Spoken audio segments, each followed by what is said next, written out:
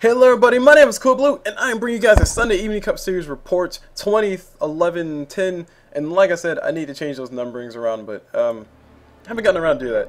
And if you guys have watched my last video, if you guys have watched the last report, you guys have noticed that this is the same exact slideshow, the same exact pictures, and the same exact position of everything and format, so hopefully that keeps some consistency, and also it helps me continue doing these PowerPoints, because it's easier this way. Anywho. So the Sunday Evening Cup Series report is just basically about a report on the previous tournament, and this previous tournament was 11-10-2013, or 11-2013, 11-10, whatever you guys saw there. That number was mixed up, that number was confusing. Anyway, moving on to the topics, keeping focused with things. Here's the topics I'll basically go through. I'll go through the tournament report, which is basically just me reporting some stats and some things that have, or brief things about the tournament. Then I'll go into the issue report, which is basically any issue that we had that I felt that we need to talk about, that I need to mention to you guys, so everybody's aware of it, everybody knows what's going on. I'm basically going to state them all there and talk about them pretty much extensively there. The awesome report is basically, on the flip side, just the positive things, because not all things that happen in the background of the tournament are bad. There are a lot of good things that do happen with these events, and they pretty much trump any bad thing that happened, usually, unless CulBlu screws up again with brackets, which hasn't happened in a while, guys, so cut me some slack. Anyway, CulBlu's thoughts, as far as CulBlu's thoughts go, that is just basically my thoughts, and for everybody who's wondering, I am the admin, the one who runs the tournament, not necessarily the one who orders everybody around. Well, actually I kind of am, but only for the tournament. So whenever the Sunday Evening Cup Series starts, I'm the one who's behind the scenes, make sure the teams get their bracket, or get checked in, make sure the teams have the bracket set up. So that's just a brief introduction to myself for all those who are confused. And CulBlu's thoughts is basically some topic I want to talk about. I'm not too sure what it is, but I'll talk about it there. And then the summary, just basically bring it all home, so you guys can say, oh, that's what you talked about, and maybe rewind and say, oh yeah, okay, he did actually talk about that. So starting off with the tournament reports, as far as the first thing to report, congrats to You Suck Bro. Spoiler alert for anybody who hasn't watched the Sunday Evening Cup Series matches yet, but You Suck Bro did win this week for November 10th, 2013, so congratulations to them. They did pull victorious, they did make it through all the people and everybody else. And as a side note, I think one of the players on You Suck Bro, I want to say Superman Prime. I want to say Superman Prime was on that team, and if you guys do go back and watch my last video, there were some issues with check-in last time with Superman Prime, where he couldn't get checked in. So this week he got in with the team. I'm not too sure if that was the same exact team or anything. I just remember the name. So he got into the tournament. His team won the tournament, and that was pretty freaking awesome to see it flip back and forth. And that basically just pushes the point to everybody that check-ins are very, very, very important. It's very, very, very important that you guys follow the rules that we have set down. Even if CulBlu screws up, CulBlu is generally not going to add you back in, so I apologize in advance for that. But that said, we try to do whatever we can to help you guys out as far as getting in the brackets initially. Now, once the brackets are made, like I said, and released, I'm not going to go back and add you into the brackets unless it's some extenuating circumstance, which is very, very, very rare. I've only done it twice in my entire adminning of the SECS for about almost 6 months. Wow, it's been that long. So anyway, congrats to You Suck Bro. I'll talk more about the check-in things later, but I just wanted to make sure I stated that so everybody knows. As far as the ticket match numbers, we had 20 matches ticketed. I don't know if I can ever go back and see how many viewers we had per match, because that would be pretty awesome to get a nice little status to see the average number of viewers per match, because I'm pretty sure everybody would like to know that. But we did have 20 matches posted, and every single one of them were casted, and I was ecstatic about that. Spit-Wad, the head admin for the whole entire NA Dota, as far as I'm concerned, he was very, very pleased with the numbers as well, and I'm pretty sure all the viewers out there who were watching the events, they were pleased as well, with all the casting coverage that we had and all the matches that we had to bring. So moving on to the chat comment of the week, this is the fun part where I get to have a little bit of fun, and sadly enough, it's surprisingly a little bit difficult to find funny comments when you're reading through a wall of text. But that said, the chat comment of this week is not necessarily all that funny. This was a comment made by VGXGamerXGuide/Dryden, and he basically said, so the ticket in the long run is really worth buying at 99 cents since the event is every Sunday, right? And that that we answered to him is correct. That is very correct. The Sunday Evening Cup series it's an 8-week series, so basically 2-month series, and we have a game every single Sunday, or we have a tournament every single Sunday, and essentially 63 matches every single event. You can pretty much expect that. Well, it won't be absolutely that, but that many matches, and at least from here on out, at least 4 matches per round posted. So that rounds up to about, I don't know, 8 times 4, whatever that is, 24 games. Almost 24 games per, actually no, you can't do 24 because the last round is only 1 person. So about 20 games per week. Multiply that by 8, that's about 160 games that you could potentially have to watch. And that is the maximum possible that I can promise you guys, but we're not going to hit that number because it's going to be some weeks where we don't have that many casters. But that said, $1 for roughly, let's say, 120, let's be generous. 120 matches, actually no, let's go to 100, just 100 matches. $1 for 100 matches means you paid a single penny for every single match that you saw casted and posted. And I do still believe that that's a heck of a value. Honestly, I thought we were charging 99 cents per week, but apparently it's 99 cents per season, so that's even better for everybody. So definitely, if you guys have friends who want to have watch a Dota 2 tournament that has some awesome matches, might have some derpy matches here and there, just a nice little tournament, get everybody exposure, definitely go advertise to them and say, hey, buy this ticket, it's a very awesome tournament, happens every Sunday, and it's a really good value, because I do still believe that, and we are still pushing that. So moving over to the issue report, the first thing about the issue, or in the issue report, is going to be team names and brackets. So this is a very small issue. Actually, no, it's not very small. This is a small issue, but it's not like the hugest issue that happened this past week. And basically, what happened? We had 2 instances where team names were kind of messed up a little bit. The first instance was where one of the teams, I want to say it was Team Magic Carp. They basically weren't, it was a mistype, or a typo, whenever they typed their team name into the Battlefy page to register, and their team name appeared as blank, which caused a few issues, and I'll talk about that after I finish talking about the other one. I should have rearranged that, shouldn't I? But as far as the other issue we had a team, this one, like I said, these are very minor issues, but there's still something I needed to mention to you guys. Basically had an instance where one of the teams, were checking in, and when they checked in, I basically closed the check-in and I had an alternate check-in to make sure everybody was there, and then I let one of the teams know, like, hey, I can't find this team. I think it was Meet My Meepos, that team, and I basically had to contact the captain of it as fast as I could, because this is during bracket creation, so I usually give about 15 minutes before brackets are guaranteed to be posted. I basically contacted him and said, hey, I can't find your team name. I can't find Meet My Meepos. You guys aren't registered here. You guys do not show up here. And we kind of had like a little scare, more or less. And basically what happened was Meet My Meepos, that team, they registered under a different name this week, under the team Arch. And Meet My Meepos, they forgot, or the captain forgot, and he figured it out, like, you know, after 3 minutes of panicking. And once we had that filled out, that was perfectly fine. But as far as all this goes, though, just basically make sure you attempt to keep some consistency with your team names from tournament to tournament. That helps us out as admins, and also helps you out to make sure that you're in the brackets, make sure everything is proper, make sure everything is correct. And also, I guess, kind of sort of in the long run, once we start doing payouts for the tournaments, because each tournament, each week, you get $100 if you win. So, but all that's paid out at the very end, and that's done by Spit-Wad, the head admin, so talk to him if you have questions about that. But it'll help us out, like, as far as finding who to give the money to. Because if you change your team name and then you change your Steam name all the time, and then we have to go and track you down and say, okay, we want to give you $100. Where the heck are you? I don't know which team you're on. I don't know what your Steam name is anymore. So yeah, when it comes to money, that's when things need to be very, very, very strict into the rules. And speaking of strict into the rules, let's talk about tournament capacity, guys, because this one is a very, very, very interesting occurrence that I'm starting to see. So basically, we've had 4 tournaments, I think. I think that was a 4th this past week, or it was a 3rd.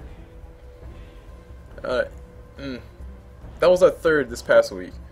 So that was our 3rd tournament this past week, and basically, every week we've been getting more and more teams actually in the brackets. So the first week we had 58 teams. No, hold on. We had maybe 56 teams. We had 56 teams. We would have had, I think we would have had 60 teams if I wouldn't have screwed up with as far as putting people into the brackets.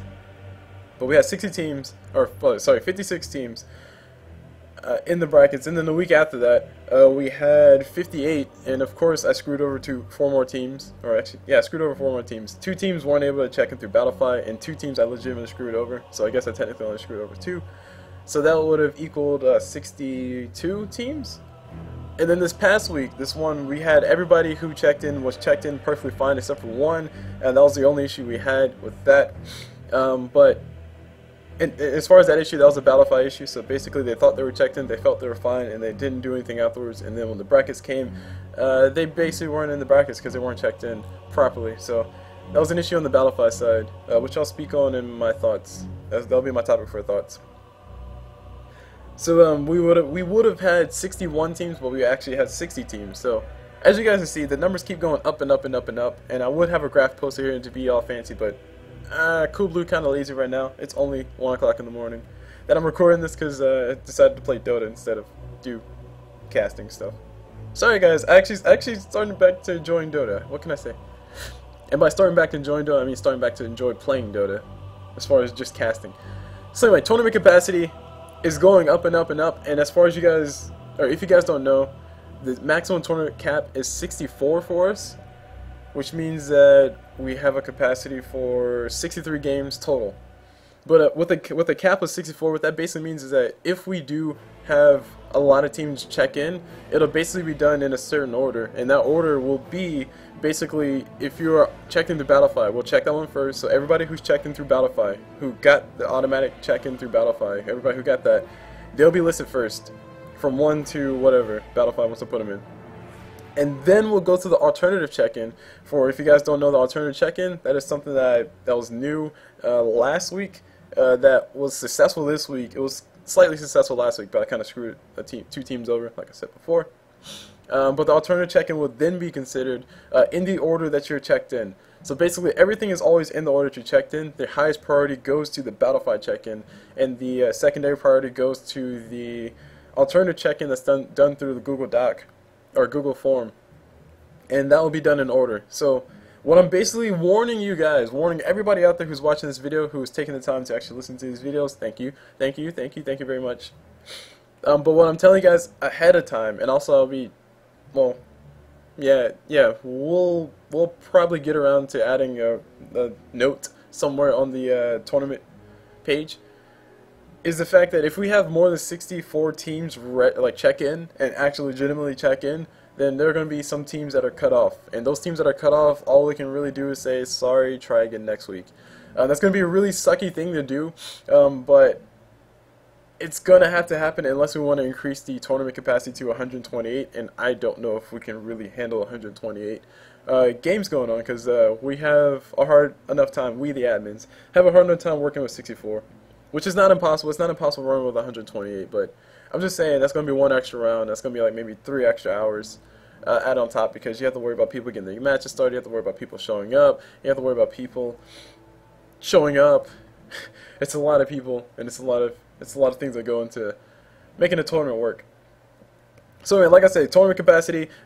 Just give you guys a real world example. I think one of the tournaments, the one last week, the one before the one that I'm posting this video for, we had 75 teams were registered for the tournament, but only like 60 checked in, and one had an issue.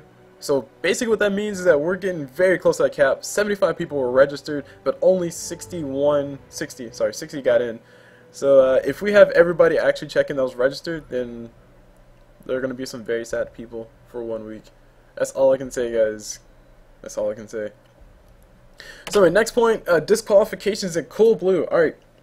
So I don't know if you guys have known or picked up on this, but I keep repeating it over and over and over. This is a huge tournament in the sense that we have more than 20 teams. That is my definition of huge, especially for a tournament like this that happens every single week. But this is a huge event, and basically once a rule or once one of the admins makes a decision, we want to stick to that one as closely as we possibly can, because the last thing we want is to have one team have something happen to them, and then one of the admins says, okay, we want that to happen, and then the other admin says, or then the other team complains, and then we say, okay, no, all right, because you complained, we're going to change it because of that, and then someone else complains that he complained that they got what they wanted, so I have to go back and change it again. So basically what I'm trying to say is the last thing we want to do is to go back on our words. Like, if we say something has happened, we're going to stick with it. Now, relating to disqualifications and CulBlu, specifically me, not necessarily all admins, but specifically me, the main admin who's running everything for this tournament. If your team gets disqualified, like if we, the admins, get involved and we say, okay, your team is disqualified, we're going to say that we're going to keep that team disqualified. We're not going to change it for anything. And this basically happened this week. I don't remember the team that it happened to, but I do have it over here somewhere on a OneNote. It's somewhere over here. Yeah, okay, it's too hard to find. Anyway, I should have had it up before I started this video. But basically what happened was there was a team that was playing, and they were trying to contact the other team because they're like, hey, we're waiting, we started a lobby and we've been waiting for a while. And I want to say it was Avanti's Angels versus Top 5. I don't know guys. No, that wasn't, because Top 5 showed up. It was somebody. Oh, Avanti's Angels versus QQ, that's what it was. Those two teams. So Avanti's Angels made a lobby after the game finished, and QQ, I want to say that their game was like lasted a long time or something like that. And basically Avanti's Angels created the lobby after the match finished, and they hung out in the lobby. Then QQ presumably finished their game, and then Avanti's Angels contacted them. I don't really know the details. I have to go back and read the chat log, guys. I'm slightly unprepared to explain exactly what happened step by step. But long story short, Avanti's Angels had been waiting in the lobby for roughly 40, maybe 50 minutes. I didn't really catch wind of it until maybe after they've been waiting for about 20 minutes. Then basically the admins got involved, and we came in and came into the lobby, saw it was made, saw that QQ wasn't really playing their match because that match had already been reported, obviously. And we just basically said, okay, we'll give them about 20 minutes before the match comes through. Or, sorry, before we take action. And that action would be, of course, disqualification, because we can't have this match holding up everything else, because there's a lot of matches going on. We need things to keep going. So long story short, QQ, they basically got disqualified. And after they got, or Q_Q, I should say their proper name, sorry. They basically got disqualified because they didn't show up to the lobby in time. And then afterwards, like, you know, the match got reported, Avanti's Angels got moved to the next round, and QQ lost, or got disqualified. They weren't in the game anymore. So, like, roughly maybe 5-10 minutes after we made the decision to disqualify, let Avanti's Angels go ahead and play their next match, because Top 5 was ready. We basically, oh, actually, no, Top 5 wasn't ready. That was another issue, too. But, basically, Avanti's Angels got the bye, and QQ got disqualified. And what happened after that is that QQ contacted us a little bit later and said, hey, we were here the whole entire time and you guys didn't give us a warning. Can we just play the game? Because Avanti's Angels hadn't started playing Top 5 yet. Because the match that their next opponent was, that match wasn't resolved yet. They were still playing. And they were basically saying, hey, these guys aren't playing yet. Like, can we just play this match and then you make the decision afterwards? And I was basically saying no, because we called it disqualification. So we're not going to let you go back into the match, even though Avanti's Angels is not playing right now, and even though Avanti's Angels is probably not going to be playing for another 20, maybe 30 minutes, because that match did go on for a little bit. We're not going to put you back in, because we called the disqualification, we made the ruling, and it's going to stay as it is on the field. So, long story short, QQ complained, or the captain of QQ complained a little bit to the other admin, and also to me. He complained to both of us collectively. And it eventually came down to the decision that we just weren't going to change it. I mean, we weren't going to change it to begin with. So I'll spend a long time talking about this, mainly because I'm trying to get the point across that if we make a disqualification, or if we as the admins in general just make a call on something, we're going to stick to it as hard as we possibly can, unless there was some extenuating circumstance.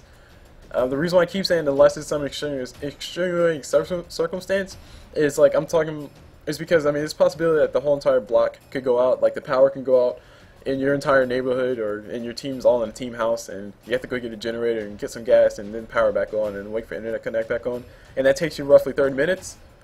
Then by the time you come back to the tournament, you got disqualified, your match hasn't started, then you come to the admin and you explain, hey, this happened, we're in the team house, our power went down, we got a generator going, we got the gas going, everything's good, we're ready to play, but we were not able to join the match for 30 minutes because of that. Then we'll go back and say, okay, that's a legitimate reason, as far as we can tell. Yeah, we'll just let you play, especially if the match hadn't gone on already. So that will be an extenuating circumstance. That is a very rare thing that I don't expect to happen. So basically, don't get your hopes up, guys. If we call a DQ, we're going to keep the DQ on the field. Oops, wrong button. Alright, enough of that. Moving on to fair waiting time. So this one goes into the last topic quite a bit. Basically, fair waiting time. We don't have a set time to say that you have to wait before the other team is automatically disqualified. And the reason why we don't have that is because it's very difficult for us to track that initially, and it's also very difficult for us to make sure that the team who's saying, hey, we've made this lobby 30 minutes ago, that team hasn't showed up, can we just get it disqualified? Like it's very difficult for us to judge on that because we don't know how long that lobby was actually made. For all we know, you guys could have just made that lobby, claimed it was made for about 30 minutes, and then get the team and then trying to get the team disqualified just because you want to go to the next round. And we don't want that to happen. Like, we understand that people probably have the best intentions in their heart, especially when they're playing competitive Dota. They just want to play some matches, get themselves some exposure, and just possibly win $100 at the end of the day. But that said, we always have to consider the possibility that somebody might be trying to do that exactly, like just trying to win by not having to play and just hurry up and get things over with. So, in order to prevent that, we don't have a set fair waiting time. Now, I will suggest I will speak with the head admin Spit-Wad to see if we can get a rule added in for a fair waiting time. As precedent has it from the last tournament, or this passing tournament, we'll basically have a 20-minute waiting time from the time the lobby was created and both teams were done. And the only way to prove that is basically by the time the admin was notified, basically 20 minutes from that. So that is the unwritten rule that we'll be going by. Keep that in mind. If you create a lobby and you feel like you wait there for 20 minutes and then you contact us, we're going to add another 20 minutes to that just to make sure, because we are unsure of how long you've actually been waiting there. And of course, we're going to go back and check, make sure the team's not still playing the game, because if they are, that 20-minute time period is going to be not implemented yet. So keep that in mind. That's what we're going to do for fair waiting time. That's the unwritten rule, by the way. I'm going to go to Spit-Wad, see if I can get it to make it official, so that way you guys can have something that you can see right in front of your face up front and have everything written out for you. So the awesome report, I spent a long time talking about issues because that is what I should do. I should talk about the issues for 22 minutes. But as far as the awesome reports, yeah, this is out of order. Sorry, guys. It's getting better. That is a good way to put it. The SECS is starting to run a lot more smoothly, especially compared to the first week, which I will admit there were a lot of issues made, or there were a lot of errors made on my part. That did make things a little bit of a headache for everybody involved. But it's getting better, guys. It's getting much better. There was actually a comment that I was told about by one of the casters, Smoif. Shout out to you, Smoif. He said somebody said like they enjoyed the fact that the tournament, even though the tournament is still long and the tournament still has a few bugs here or issues here or there. He's enjoying the fact that the tournament is getting much smoother than, especially compared to the first week. And just hearing that, just me hearing that personally, and also me being able to tell it to the other admins, saying, "Hey, people are saying we're getting a lot smoother with this." That's a very reassuring thing for all of us. It's also a very reassuring thing to tell your head admin and say, "Hey, somebody said that things are running a lot smoother," and you know, they look at you and say, "Yeah, good job, pat you on the back. Feels good, feels good." That's all you get is a pat on the back. So since this whole thing is kind of messed up, actually, I'll go ahead and talk about my first point. The first one that's supposed to be up there was caster coverage. So basically, thanks to Casters Network, or CastNet, which is kind of unfair because I'm the person who created CastNet. I'm the moderator. Sorry guys, cross-contamination, I know. Shout out to you as Sunday Evening Cup Series and also NA Dota, but I'm gonna go ahead and plug my own thing. So Casters Network was a group that I created to help casters come together and, you know, just create, collaborate, and find work to do casting stuff. And that's kind of how I got involved in SECS in the beginning. But basically through Casters Network, I wanted to find more casters for the Sunday Evening Cup Series. So I used that group as a launching pad to basically try to attract more casters come in, and I posted a post on Reddit that basically said, "Hey, the Sunday Evening Cup Series is looking for casters. We're a ticketed event. You can get yourself on Dota TV. Cool things can happen. Just contact me, and I'll probably high chance that I'll let you just cast." So basically, I got a huge response from that. I want to say roughly 8 people casted me in time to become casters for the event. I want to say we had 5, maybe 4 casting groups just from that. And that, guys, keep in mind that's on top of the other casters we have, such as Helium and also Smoif. Those are the two other casters. Those are two primary casters, if you want to call them that. We had them, and we also have another one. I forgot what's his name. Wait, no, he's a co-caster with Helium. Oh, jeez, I'm missing his name. I'm a horrible admin now. And also, technically, you have me too, but I can't really cast an admin at the same time. It's becoming more and more impossible, especially since I become more and more lazy. And also wait to do my homework on Sunday, the day that the Sunday U Cup series happens. Anyway, semantics, guys, semantics. So anyway, like I said, through Casters Network, we basically got roughly 5 more casters added to it. So we had a total of potentially 8 casters casting the entire event, which is freaking awesome, which means that we got a lot of matches ticketed. We got a lot of matches that were ticketed casted, and I think we had so many matches ticketed that we weren't able to have all of them show up on the ticket. It was kind of scary at first, but I think I've come to a realization that Dota TV only lets you have 4 posted and only records 4 on your ticket. So that basically means that even though you guys see, or even though I told you guys before, we had 20 matches that were on the ticket that you can go back and watch if you want to at your own leisure.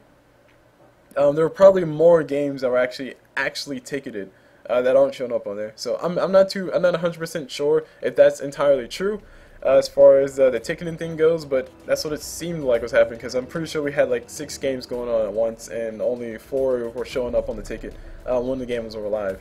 So anyway, that's enough about the caster coverage. So huge shout out to all the casters out there. Oh, sorry, huge shout out to all the casters who helped us out this week. I would call your names out, but that would take too long.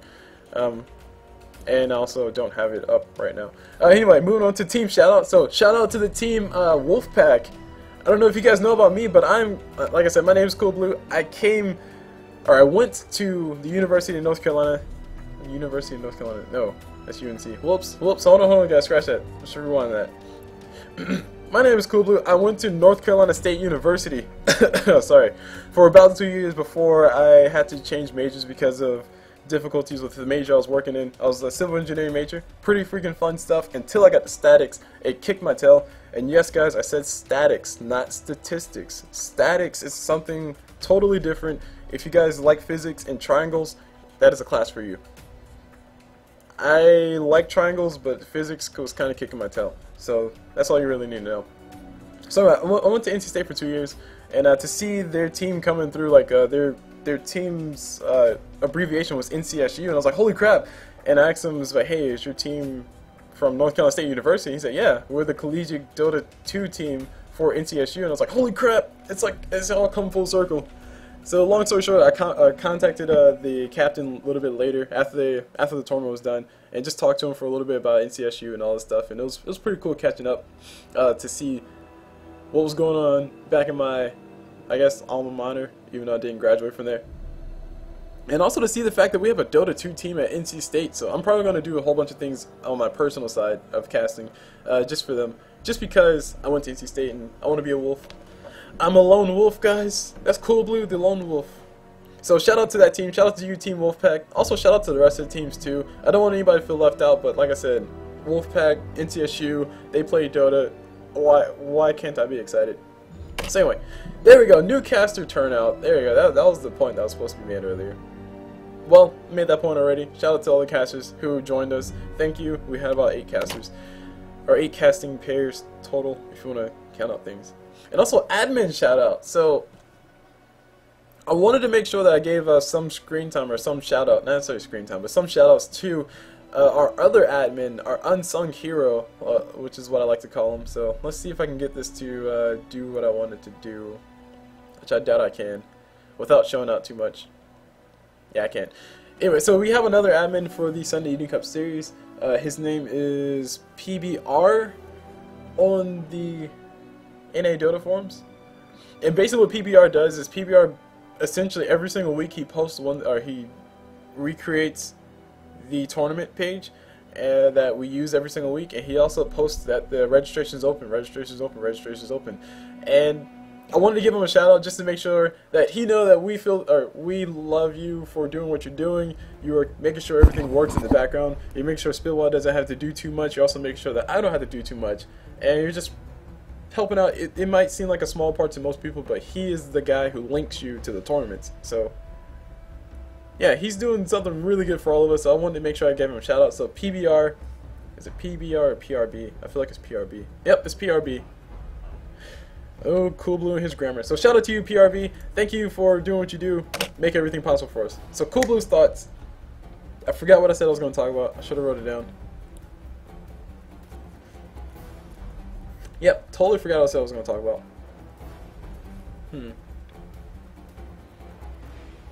Let's take a moment to enjoy the Dota 2 music while CulBlu thinks briefly about what he's going to talk about.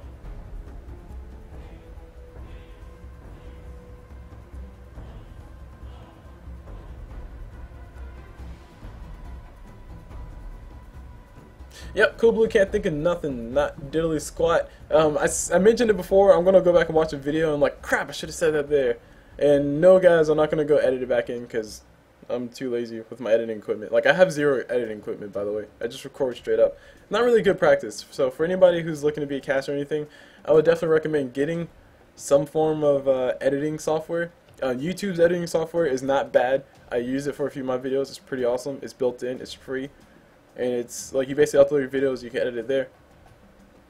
But as far as being able to be more flexible, yeah, having your own will be very useful. There's an open source one. I forgot what the name of it was, but there's an open source one that was getting released for Windows soon. Not too sure if it's released yet or anything. I haven't checked up on it in about 3 months. But it was freaking awesome. It was open source, which means free in my ears. And also you can edit it if you know what you're doing. So anyway, I guess that'll be my topic. So get yourself some video editing software if you can help it. So anyway, summary. As far as the summary goes, congratulations to You Suck Bro. Congratulations to you guys for winning this tournament. That is $100 in your digital pockets at the end of the tournament. So in your future pockets. That will, like I said, all be handed out at the end of the Sunday Evening Cup Series season for this season. And also tournament capacity, guys. Keep in mind that if we have more than 64 teams check in, it will go in order of the check-in and also go in order of the sign-in that was on the alternative check-in. So keep that in mind. What I'm basically trying to stress to you guys is that you want to be as prompt as you possibly can. You want to try to be the first one to check in. Even if you're not the first one to check in, you still want to be there when the first person checks in so you can try to check in right behind them.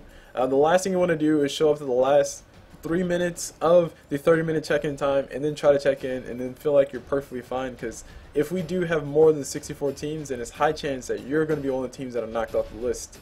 And it's going to suck, because you're going to summon all your players, you're going to summon all your teammates here, and they're going to all be ready to play and hyped up for some Dota and possibly get some exposure on Dota TV and whatnot. And then I have to tell them as the admin, hey, you guys are at the bottom of the list, you're not in this tournament because too many people. That's really the end of it. I don't know. There will be no carryover. There will be no carryover for the next week. So it all depends on how early you check in. Early bird gets the worm. That is going to be a very true statement here very soon, especially if people keep wanting to play in our event, which is still pretty awesome. Pretty awesome event. Pretty awesome to have so many players. So shout out to all the players. Also shout out to all the forum posts that we have out there advertising the tournament. It has brought a lot of attention to us. And also the last thing is, we love you, PRB. Yes, we do love you, PRB. Thank you for doing what you do. Like I said before, you are the guy who leads us into darkness. You're the person, or I can't say guy, you are the guy and or girl that leads us in through the darkness to the tournament brackets so that we can finally play some freaking Dota. And speaking of playing some freaking Dota, I'm going to go ahead and cut the video here so you guys can go ahead and go into your free time and play your own freaking Dota. This video has lasted for a lot longer than the other video, about 35 minutes. So I'm going to make sure I don't go any more minute over 35. So, my name is CulBlu. I just watched you guys the Sunday Evening Cup Series report for November 10th, 2013. I hope you guys enjoyed it. I hope it was informative to you guys. I hope you guys heed some of my words that I talked about here, because I did talk extensively about some things and not so much about some other things, like whatever my thought was supposed to be about. I feel like it was something good too. Darn, I'm gonna kick myself later. So anyway, like I said, CulBlu. My name is CulBlu. Hope you guys enjoyed it, and I'll see you guys whenever.